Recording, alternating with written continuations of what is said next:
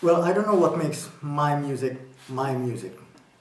I'm not conscious of it. I mean, I write music because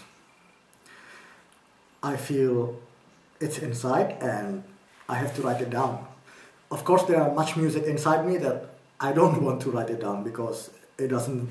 I don't want people to listen to it.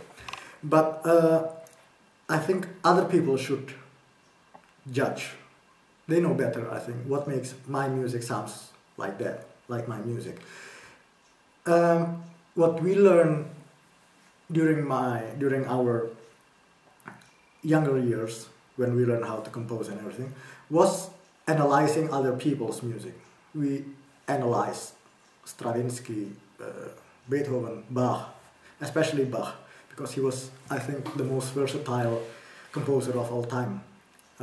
Mahler, about everything, how they solved their own problems in making big structures, in making counterpoint, in everything. And so they have different kinds of solutions for the musical problems. And of course, I can say that during my younger years, my music sounds like this or like this, like this. But now, fortunately, maybe I can say that my music doesn't sound like this or like that. My music, I just write it down, and of course, it has problems. It has things which are written down unconsciously, and there are things which are written consciously. Especially the unconscious ones are when we begin a piece. I know how usually the music, the structure of it, especially in operas, because opera is based on a story, a libretto. And of course, I know if the story ends, sad ending or a climax or whatever, and what happens then.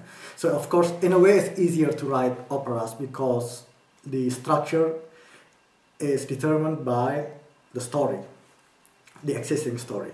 But then the problem starts when we write abstract music, music for orchestra or music for piano.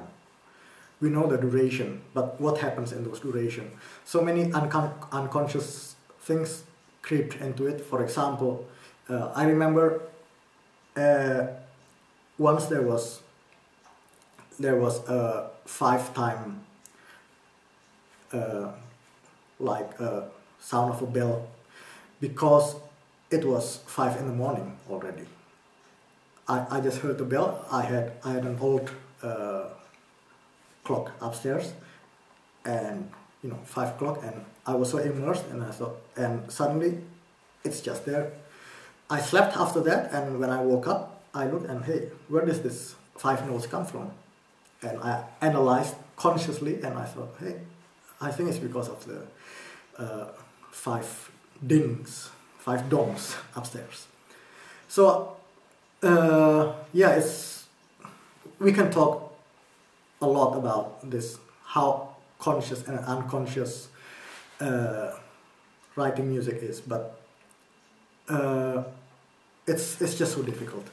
There are so much things which remains a mystery in writing music and in listening to music too. Why does certain music move us and certain music don't?